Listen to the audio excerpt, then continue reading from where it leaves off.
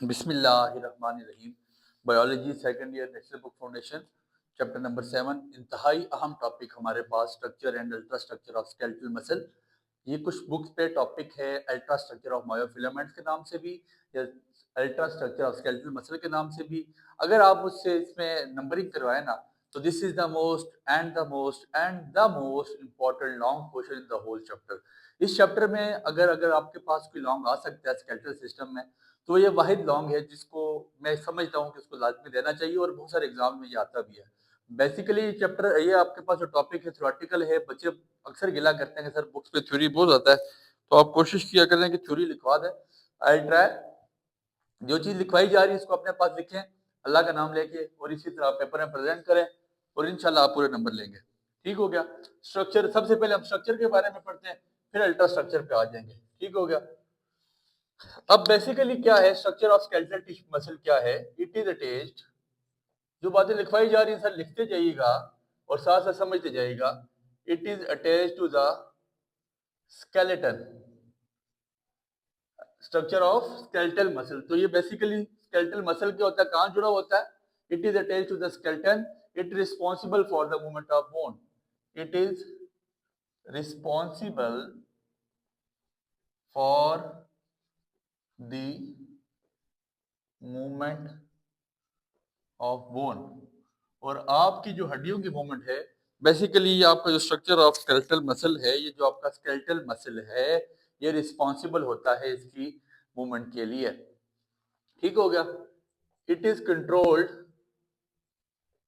जो इसका कंट्रोल है वो बेसिकली कॉन्शियस है। कॉन्शियस का मतलब आपके इख्तियार में है, consciously, and called voluntary muscle, and called, जो चीज कॉन्शियस हो आपके इख्तियार में हो तो वो वॉलेंट्री होती है, इनवॉलेंट्री नहीं होती। हम इसको वॉलेंट्री मसल भी कहते हैं। It is control consciously called voluntary muscle. It has strips and called striated muscle. इसमें स्ट्रिप्स पाई जाती है, आपको स्ट्रक्चर बना के बताऊंगा। इस तरह की इसमें स्ट्रिप्स हैं, इस तरह की डायग्राम सही नहीं बनती, ये स्ट्रिप्स नुमा इस तरह की स्ट्रिप्स हैं, कॉइल तो नहीं है, बेसिकली स्ट्रिप्स बनी हुई है।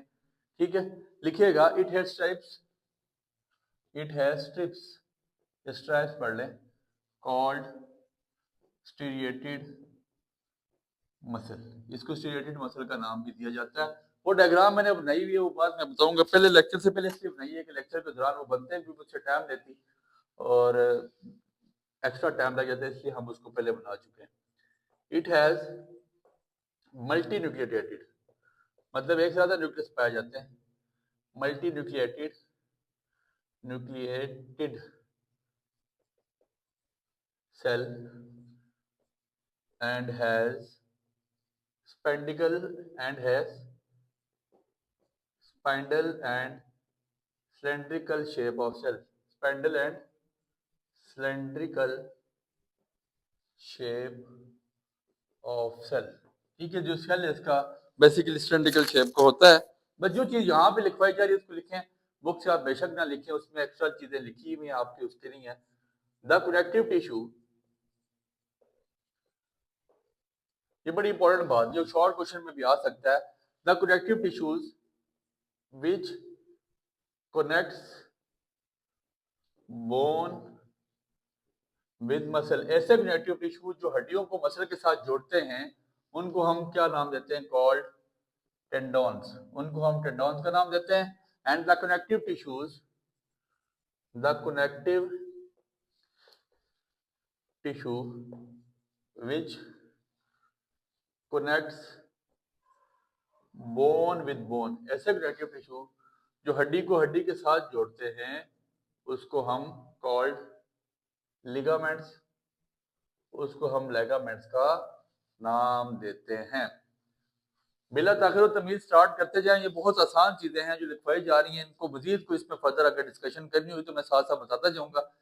टॉपिक लेंथी है, अपने पास साथ साथ इसी तरह उतारते जाएं। बोर्ड मुझे काला करना पड़ेगा, लिहाजा कोशिश करें कि जल्दी ही करें। Muscle is covered in the connective tissue, ये बड़ी इंपॉर्टेंट बात है। आपकी बुक में ये साइड टेबल पे लिखता है, बट इसको मैं समझता हूँ कि हमें लाजमी पता होना चाहिए, क्योंकि यहाँ से शॉर्ट क्वेश्चन आता है। तो muscle is covered in the connective tissue, in the connective tissue wrapping, ठीक है, मसल किस तरह इसमें होते हैं, कनेक्टिव टिश्यू की रेप हुई भी होती है, कॉल्ड एपिमाइजियम, कॉल्ड एपिमाइजियम। इसको हम एपिमाइजियम का नाम देते हैं। Each muscle is divided into discrete bundle of each muscle is divided into discrete bundle of muscle cells। ठीक है, हर मसल क्या होता है आगे मजीद फर्दर टूटता है डिस्क्रीट बेशुमार बंडल्स ऑफ मसल सेल्स में, called each muscle is divided into discrete bundle of muscle cells called fascicles, fascicles each fascicles is covered by a connective tissue। और फेसिकल किससे जुड़ा हुआ है, fascicle is covered by a connective tissue, is covered by fascicle is covered by a connective tissue called fascicle is covered by a connective tissue called perimysium. उसको हम पेरीमाइजियम का नाम देते हैं। कहते हैं हर मसल किससे जुड़ा हुआ है, कनेक्टिव टिश्यू की रैपिंग हुई है, वो एपिमीजियम कहलाता है। एपिमीजियम के अंदर बेसिकली आपके पास जो each muscle is divided into discrete bundle of muscle cells called fascicles, उसके बीच में फेसिकल्स होते हैं और फेसिकल किससे जुड़े होते हैं, कनेक्टिव टिश्यू से, जिसको हम पेरीमाइजियम का नाम देते हैं। ईच फाइबर, अब देखें मसल है, मसल के बीच में मसल फाइबर है, ठीक है, तो each fibre within the fascicles, with in the each fiber within the fascicle is covered by a layer, each fiber within a fascicle is covered by a layer of connective tissue, by a layer of connective tissue called endomysium। Endo, ये चार definition आपकी side table में है but आपको लाजमी लिखनी है। Muscle जिससे कवर्ड होते हैं, जो रैपिंग हुई होती है कनेक्टिव टिश्यूज की, उसको हम एपिमाइजियम का नाम देते हैं। और हर मसल एक फर्दर टूटे हुए होते हैं किसमें, discrete bundle of muscle cells में कॉल्ड फेसिकल, और हर फेसिकल कवर्ड होता है कनेक्टिव टिश्यू, उसको पेरीमीजियम का नाम देते हैं। और each fibre within the fascicle is covered by a layer called endomysium. बहुत इंपॉर्टेंट बातें हैं, साथ से समझते जाएं, सीखते जाएं, आगे निकलते जाएं। टॉपिक लेंथी है, बच्चा प्रेजेंट करने का पूछता है तो मैं साथ प्रेजेंटेशन भी बता रहा हूँ। मेम्ब्रेन ऑफ मसल फाइबर, ये सारी बातें उस डायग्राम से फिर समझाऊंगा। Membrane of muscle fibre is called sarcolemma, sarcolemma. जो मसल फाइबर की मेम्ब्रेन है, आउटर वॉल है, उसको हम सार्कोलेमा का नाम देते हैं। It has 10 to 100 micrometre diameter. इसका डायमीटर कितना होता है, 10 से लेकर 100 माइक्रोमीटर तक। Cytoplasm of skeletal muscle, cytoplasm of, जो इसका साइटोप्लाज्म है स्केलेटल मसल का, स्केलेटल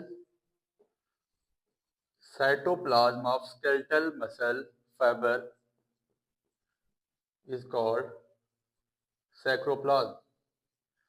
उसको हम सैक्रोप्लाज्म का नाम देते हैं। It contain glycogen and myoglobin, बड़ी इंपॉर्टेंट बात, it contains glycogen and myoglobin, उसके बीच में ग्लाइकोजन और मायोग्लोबिन पाया जाता है। मायोग्लोबिन में क्या होता है, it contains red pigment, it contain red pigmental protein and store, it contain, बल्कि ये लिख लीजिएगा, it contain red pigmental protein and store of oxygen, और ऑक्सीजन इसमें स्टोर होता है। ये बहुत इंपॉर्टेंट बातें सर, यहाँ तक कोई बातें समझाने की नहीं है, बोर्ड काला करता जा रहा हूँ, आपने साथ साथ उतारते जाना है। साथ साथ मैंने रीड आउट भी कर लिया है। It contain red pigmental protein of and store of oxygen, किसमें, मायोग्लोबिन में। सार्कोलोमा ऑफ मसल फाइबर लिखिएगा, sarcolemma of muscle fibre cell penetrate, जब ये डीप अंदर की तरफ चली जाए, आपकी बुक में एक डायग्राम बनी हुई है, उसमें सर्कुलेमा वो नजर आ रहा है कि डीप है बेसिकली, तो sarcolemma of muscle fibre cell penetrate deep into the cell, penetrate deep into the cell, जब सेल में मजीद ये डीप अंदर की तरफ चला जाता है, to form a hollow elongated tube called T tube, तो क्या बनाता है, खाली, होलो का मतलब खाली, to form a hollow elongated tube called T tube. कौन सी ट्यूब? T tube. उसकी बुक आपको क्या लिखती है? Transverse tube. उस ट्यूब का दूसरा नाम क्या है? Transverse tube. उसको हम ट्रांसवर्स ट्यूब का नाम भी देते हैं। Within the muscle fibre are numerous thin myotube. ये बड़ी इंपॉर्टेंट बात, यहाँ से बातें चेंज हो रही हैं। ये अभी तक सारा स्ट्रक्चर पढ़ रहे हैं हम किसका? स्केलेटल मसल का। ठीक हो गया। Within the muscle fibres, within the muscle fibres, muscle fibre के बीच में सर क्या है? Within the muscle fibres are numerous thin myofibrils and positive characteristics cross striation. Within the muscle fibres, उसके बीच में are numerous thin myofibril, बेतहाशा क्या पाया जाता है? Are numerous myofibrils. बड़ी इंपॉर्टेंट बात है, मायोफिब्रिल्स के आगे टैब पढ़ने जा रहे हैं। Within the muscle fibre are numerous myofibril, thin myofibril लिख लें, आर न्यूमरल्स, बेतहाशा या नंबर ऑफ थिन मायोफिब्रिल्स पाए जाते हैं, विच पोजेसिव कैरेक्टरिस्टिक्स क्रॉस स्टेरिएशन, विच किसकी जो कैरेक्टरिस्टिक्स पाई जाती हैं? विच पोजेसिव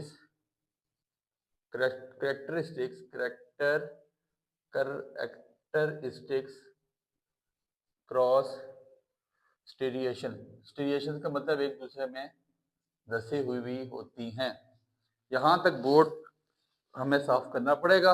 उम्मीद है यहाँ तक की थ्योरेटिकल बातें आपको समझ आई हैं। इसको लिखिए, अपने पास नोट करते हैं, स्क्रीनशॉट ले लें इसका, ताकि इसको रेज किया जा सके। इसका स्क्रीनशॉट ले लें। आई डोंट थिंक कि आपको यहाँ तक कोई परेशानी हुई होगी।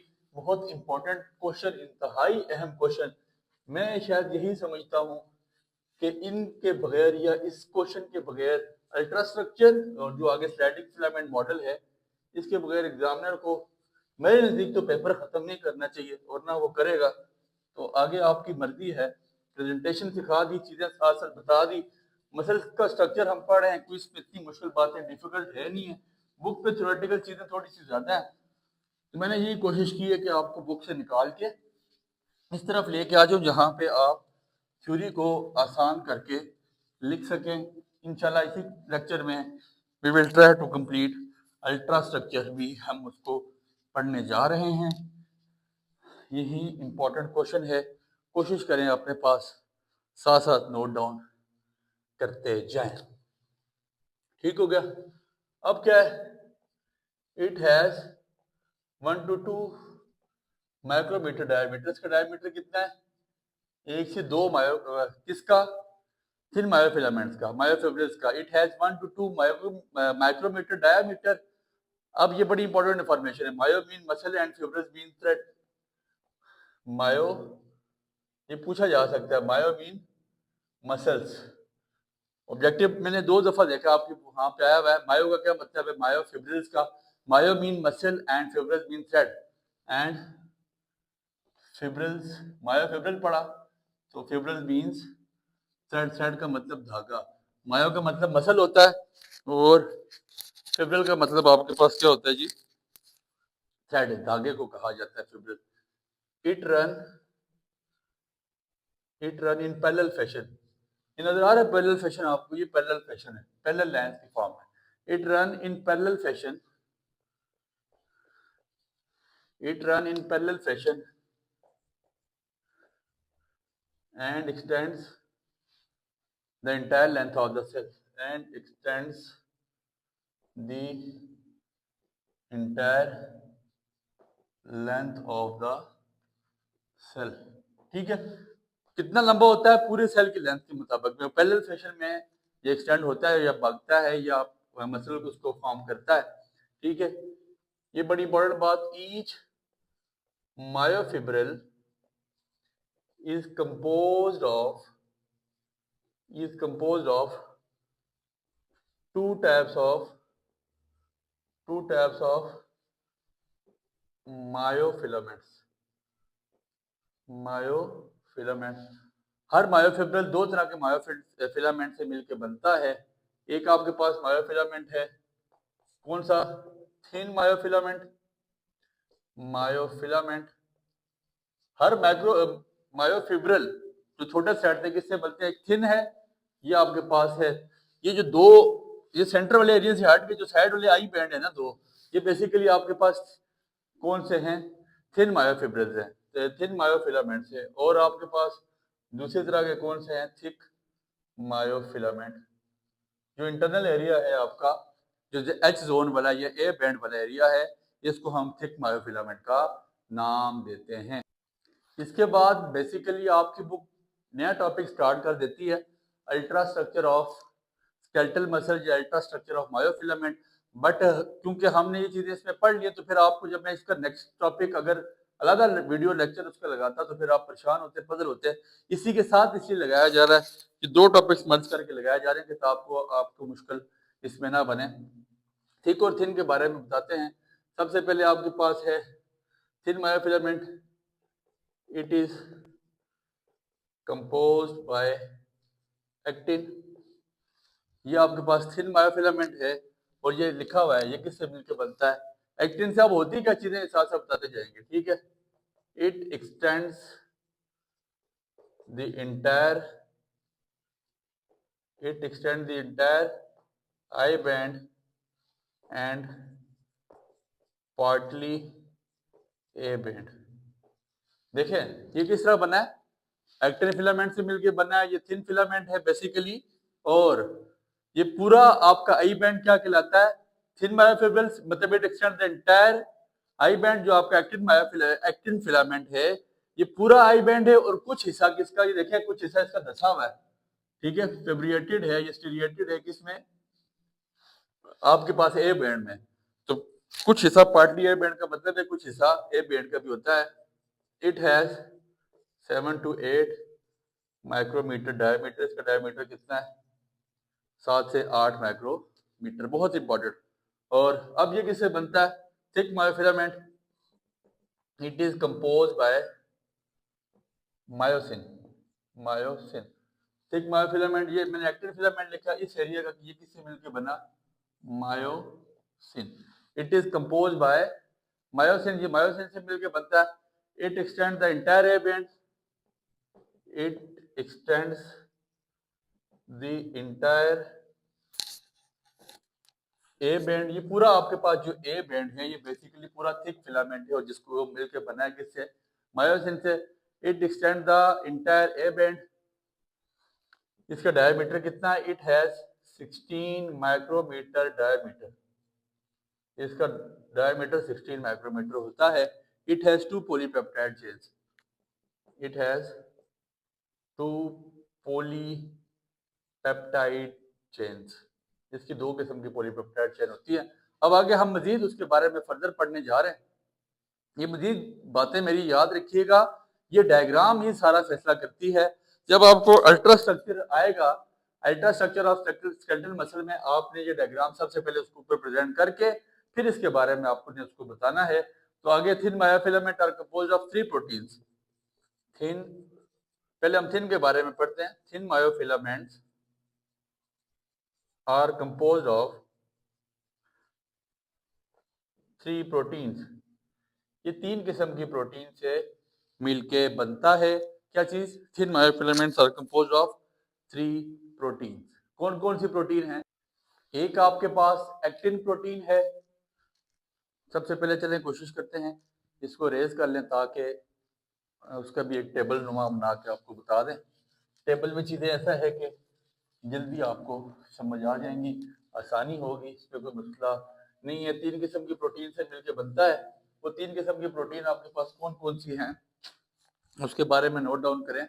एक आपके पास है एक्टिन प्रोटीन, एक आपके पास है ट्रोपोसिन, एक आपके पास है 2 प्रोटीन, एक आपके पास है 3 प्रोटीन। 3 किस्म की प्रोटीन से मिलकर बनता है। 3 किस्म की प्रोटीन आपके पास कौन कौन सी हैं उसके बारे में नोट डाउन करें। एक आपके पास है एक्टिन प्रोटीन, एक आपके पास है ट्रोपोसिन, एक आपके पास है मायोसिन, ये बड़ी इंपॉर्टेंट डेफिनेशन है और ये आती हैं। और तीसरी आपके पास क्या है, ट्रोपोनिन।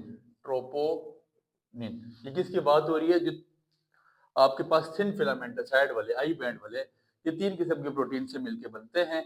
एक्टिन प्रोटीन क्या है, इट हैज, सर बुक पे डायग्राम बनी हुई है देखिएगा, इंपॉर्टेंट डायग्राम है उसको नोट कीजिएगा। It has kidney shaped polypeptide, ये आपके गुर्दे की तरह की इसकी शक्ल होती है। It has kidney shaped polypeptide sub units of actin called globular protein, इसको हम ग्लोबुलर प्रोटीन ना लिखें, ग्लोबुलर एक्टिन लिखें, globular actin. Globular actin are polymerized into long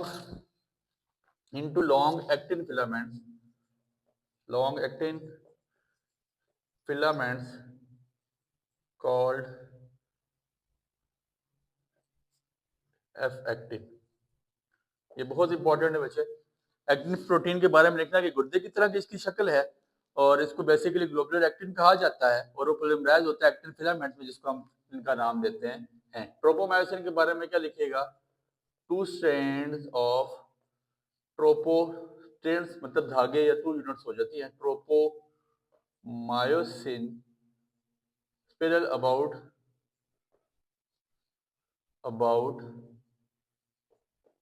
the actin and help in stiffen, और इसको सख्त करने में, स्टिफन का मतलब है सख्त करना, ये मसल को सख्त करने के काम आता है। And help in Stephen it, और इसको सख्त करने के काम आता है। ठीक हो गया। ट्रोपोनिन बेसिकली क्या है, इट हैज थ्री, ये बड़ी इंपॉर्टेंट बात है, it has three polypeptide complex, it has three polypeptide complex, इसके भी तीन तरह के पॉलीपेप्टाइड कॉम्प्लेक्स पाए जाते हैं। कौन कौन से, टी एंड आई, ये बड़ी इंपॉर्टेंट बात है, T and C and T and T, क्या क्या होते हैं basically, it is inhibitory subunit that bind with actin, it is inhibitory, I for inhibition, inhibitory subunit, it is inhibitory subunit that bind with actin, जो किससे जुड़ा होता है, actin के साथ, that bind with actin, T and I। तो basically troponin है, troponin inhibition, ठीक है, टी एन आई का मतलब troponin inhibition, it is inhibitory sub unit that bind with actin, जो एक्टिन से जुड़ा होता है। टीएनसी का मतलब है it bind with calcium ion, ये किससे जुड़ा होता है, it bind with calcium ion, ये आपके पास कैल्शियम आयन से जुड़ा होता है। और तीसरा क्या, it bind with tropomyosin, TNT का मतलब इट बाइंड, जुड़ा होता है किसके साथ, इट बाइंड विद ट्रोपोमायोसिन, ठीक है। टीएनआई इनहिबिशन, इनहिबिटरी के साथ जुड़ा होता है, that bind with the actin, जो एक्टिन के साथ जुड़ी होती है। It bind with calcium ion, C का मतलब कैल्शियम और टी का मतलब ट्रोपोमायोसिन। ये आपके पास इसकी तीन टाइप्स आ गई थी, तीन पॉलीपेप्टाइड कॉम्प्लेक्स इसके हैं ट्रोपोनिन के। इसके बाद चार बातें थिक मायोफिलामेंट के रिलेटेड या थिक मायोसिन के रिलेटेड और टॉपिक का इख्तिताम, जिसमें आपको ए बैंड नजर आ रहा है, जेड जोन नजर आ रहा है, जेड लाइन नजर आ रही है, आई बैंड नजर आ रहा है। देखिए ये जो लाइन है ना, जो इनको जोड़, इसको हम जेड लाइन का नाम देते हैं और इस पूरे बैंड का नाम आई बैंड है। अब जो आपके पास सर्कुलेमा वाला पोर्शन है, इस बैंड का नाम ए बैंड है और इस पूरे एरिया को, जिसमें जो जोन है, जो ये पूरा एरिया यहाँ से लेकर यहाँ तक, उसको एस जोन का नाम दिया जाता है, जुड़ा हुआ मायोसिन के साथ है। ये आई बैंड से लेकर आई बैंड तक कहलाता रीजन है, जिसको हम थिन फिलामेंट का कहते हैं। सर्कुलेमा बेसिकली ये आपके पास जो क्या है, ए बैंड है, जो आपके पास थिक फिलामेंट का रीजन है। तो इसके बारे में मजीद चार बातें लिखेंगे। थिन के बारे में तो हमने बता दिया, अब थिक के बारे में बताते हैं। सबसे पहले आपने हेडिंग डाल देनी है ए बैंड की। ए बैंड जो आपके पास ये बैंड है, इसके बारे में हम पढ़े। आपकी बुक ने डायग्राम जो बनाई हुई है, एक डार्क लाइन से बनाई हुई है और एक लाइट लाइन से बनाई हुई है। तो डार्क और लाइट का फर्क यहाँ पे आपको पता चल जाएगा। इट शोज डार्क बैंड, आपको बुक पर डायग्राम नजर आ रही है, और डार्क जो सेंट्रल ये लाइन है ना, ये लाइन बेसिकली बहुत डार्क है ये वाली, ठीक है। तो इसको ए बैंड का नाम दिया जाता है। It shows, A means anisotropic, A means, A का मतलब क्या है, एन आइसोट्रोपिक। या आपने पूरा टॉपिक इसी तरह प्रेजेंट करना है। Anisotropic means can be polarised, anisotropic mean, anisotropic mean can be polarised. Polarise का मतलब अब आपको मैं नहीं समझता कि बताना चाहिए इस लेवल पे आके, विद विजिबल लाइट, ठीक है जी। फिर ए बैंड के बाद आपके पास कौन सा बैंड है, I band, I I band, ठीक है जी। इट शोज लाइट बैंड, ये आपके पास लाइट लाइन वहां पे होती है। It shows light band, I means isotropic, वो एन आइसोट्रोपिक और ये आपके पास आइसोट्रोपिक, ठीक है जी। Isotropic means can't be polarised with visible light, उसी को उलट है। Isotropic means, isotropic mean can't be polarised with visible light, ठीक हो गया। फिर इसके बाद आपके पास एच जोन, ये जोन है थिक मायोफिलामेंट वाला जोन, इसके बारे में हम बताते हैं एच जोन होता क्या है। इन जोन के बारे में बता के टॉपिक का हम इख्तिताम करेंगे और यही टॉपिक जो अगला हमारा स्टैटिक फिलामेंट मॉडल आएगा, यहाँ से आगे वो जोड़ेंगे। बट आई थिंक कि लेक्चर इंतहाई लंबा हो चुका है, तो मैं नहीं समझता किसी लेक्चर में आपके दिमाग में ये चीजें हमें इंजेक्ट करनी चाहिए, तो इंशाल्लाह उसके लिए एक नेक्स्ट लेक्चर में चले जाएंगे। ए बैंड हैज लाइट स्ट्रेप्स, ठीक है जी। एच जोन आपके पास क्या है, ये आपका पूरा कौन सा बैंड है, ये ए बैंड है। तो ए बैंड हैज लाइट स्ट्रिप्स, कौन सा बैंड, वो जो आपके पास आपको नजर आ रहा है एच जोन के साथ, ये बेसिकली ए बैंड है। और A band has light strips in the mid section called H zone, in the mid section called, पूछा जा सकता है इस जोन को क्या कहते हैं, तो आपने बताना है हेले जोन, HELE, हेले, ZONE जोन, ठीक है जी। हेले मीन ब्राइट, क्योंकि ये ब्राइट जोन है, हेले मीन्स ब्राइट, ठीक है जी। हेले जोन आपके पास कौन सा है, ब्राइट जोन है। ए बैंड के बारे में हमें पता चल गया कि डार्क बैंड नजर आता है लेकिन पोलराइज हो सकता है। आई बैंड आपके पास लाइट बैंड नजर आता है लेकिन कांट भी पोलराइज है। और एच जोन के बारे में हमें पता लग गया, the portion between Z line to Z line, ये बड़ा इंपॉर्टेंट, जेड से जेड के दरमियान, ये जेड से इस जेड लाइन से इस जेड लाइन के दरमियान के पोर्शन को नाम क्या दिया जाता है, तो यही इंपॉर्टेंट बात है जो हमें यहाँ पे सीखनी है। The portion between, the portion between Z line to Z line, या the portion between I band to I band called sarcolemma. इस पोर्शन को हम, ये ऑब्जेक्टिव में बड़े दफा पूछा गया है, इस पोर्शन को आप क्या नाम देते हो, सार्कोमेयर या सार्कोमेयर लिखें, सार्कोलेमा तो अच्छा, ठीक है जी।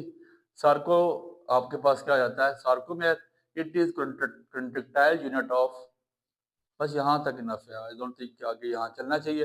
उम्मीद है यहाँ तक की बातें आपको समझ आई होंगी। मैं ये समझता हूँ कि इस चैप्टर में अगर कोई अभी तक हमने टॉपिक पढ़ा है या जो टॉपिक आने के काबिल है वो यही है सर, तो इसलिए इसको बहुत अच्छी तरह करें जिस तरह प्रेजेंट करवाया गया, बड़ी मेहनत के साथ 28-29 मिनट का लेक्चर हो गया, तो आपने भी कोशिश करनी है इसी तरह करें।